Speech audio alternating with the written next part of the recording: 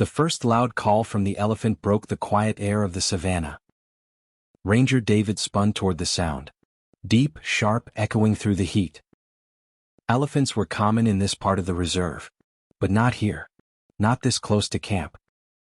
He climbed onto the jeep's hood, scanning the horizon. Dust hung low over the acacia trees, shimmering in the midday sun. Then he saw her. A lone elephant mother stood at the forest's edge. Ears flared, trunk raised, her call raw with urgency.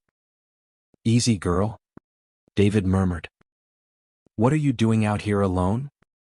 But she didn't run. She turned, took a few steps toward him, then stopped, swinging her trunk, eyes fixed on his team. She wanted something. Another trumpet, shorter this time. She turned again, moving back toward the trees, pausing to look over her shoulder. It wasn't a warning. It was a plea. "Gear up," David said. "She wants us to follow." The heat clung like a second skin as they followed her through the scrub. The elephant led urgently, not charging, not panicking, but moving quickly, glancing back every few meters. The rangers jogged to keep up, packs jangling with tools and ropes. "Something's wrong," muttered Samir, the youngest in the crew. David nodded. "Stay alert." They pushed through tall grass until the smell of mud hit. Heavy, wet, suffocating. The sound came next. Low grunts, splashing, the frantic slap of water against skin. At the river's bend, the scene came into view. A young calf was trapped chest-deep in sludge, its small trunk flailing weakly above the surface. Each movement dragged it deeper. The mother stood a few meters away, trembling, trumpeting again, but not at them. At the mud. At her own helplessness. David swallowed hard. "We've got one chance to pull it out." The ground squelched underfoot as the rangers dropped their packs. The mother shifted her massive weight, ears twitching, eyes locked on every move they made. "Ropes first," David ordered. "Keep low. No sudden noise." They worked fast. 2 men tied one rope around a sturdy trunk while David and Samir waded into the edge of the mud. It sucked at their boots immediately, thick as cement.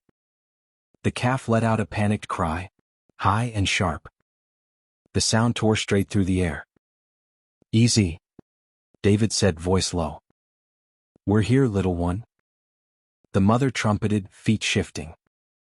Her trunk lifted, hovering above them like a question.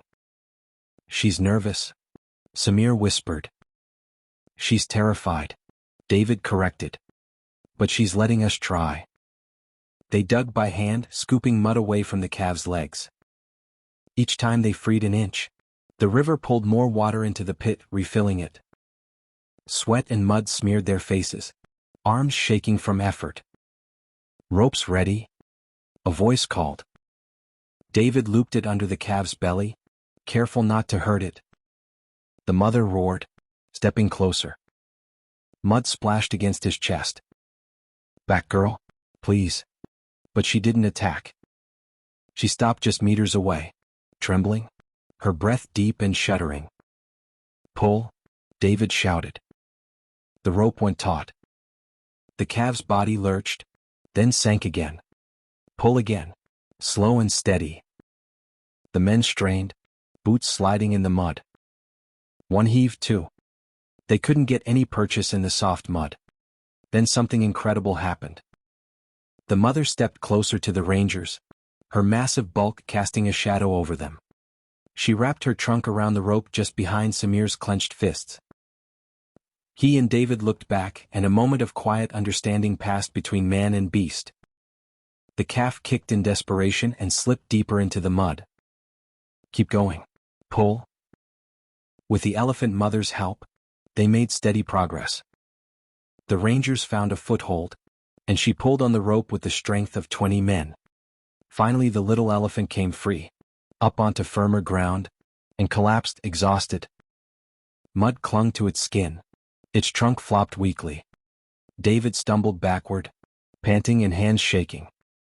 The mother let out a sound he'd never heard before, A deep, trembling rumble that vibrated through his bones. It wasn't anger. It was relief. The moment hung in stillness. The mother moved forward slowly, cautiously as if afraid it was still a dream. The ranger stepped back, giving her space. She reached the calf, lowered her trunk, and swept it gently over its small, shaking body. The calf responded with a squeal, rising unsteadily to its feet. "Look at that," Samir whispered. "He's standing." The calf pressed against her leg, mud sliding off in thick ribbons. She curved her trunk around its head, pulling it close in an embrace so human it hurt to watch. David wiped a hand across his face, smearing mud and sweat. "She knew to come for help," he said quietly. "She chose to trust us." For a long time, the mother stayed still, trunk resting over her calf's back. Then, slowly she turned toward the rangers. Every instinct screamed for them to step away, but no one moved. She approached until her shadow fell over them. Her eyes, dark and wet, met David's. He held his ground. "You're welcome," he whispered. The elephant inhaled deeply, letting out a low rumble that rolled through the ground. Not loud but resonant, like thunder too far to see. The calf trumpeted once, small and clear.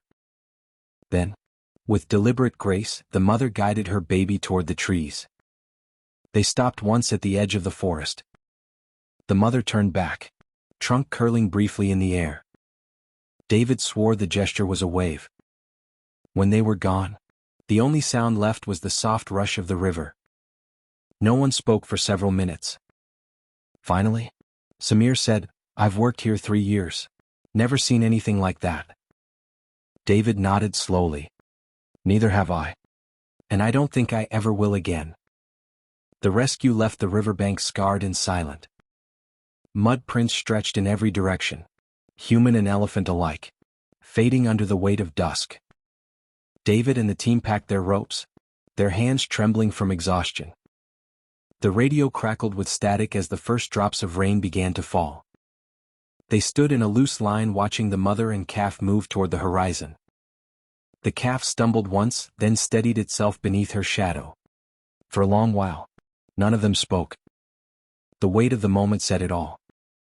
"Mission complete," Samir muttered, voice rough with disbelief. "Never thought I'd say that about an elephant rescue." David chuckled, the sound half laughter, half relief. "Neither did I." As the last of the light drained from the sky, they drove back to camp. The jeep rattled and bounced over dry roots and stones, headlights slicing through the dust. In the back seat, a coil of muddy rope lay like a sleeping serpent, the same rope that had held life and danger in its grip just hours before. When they reached the ridge, David stopped the vehicle. Below them, the plains glowed under a rising moon. Far in the distance, he saw movement, small, slow, and steady. The elephant mother, walking beside her calf. She paused once, lifting her trunk into the air, her silhouette framed in silver light. David didn't breathe. Then she lowered it, turned, and disappeared into the tall grass. He exhaled softly, shifting the jeep into gear. "Let's go home," he said. Months passed. Then years. Recruits came. Old ones left, but the story stayed, told in pieces around late patrol fires, in quiet tones between sips of coffee. They called it the day the elephants asked for help. Some swore it was proof that nature spoke if you knew how to listen. Others said it was just luck.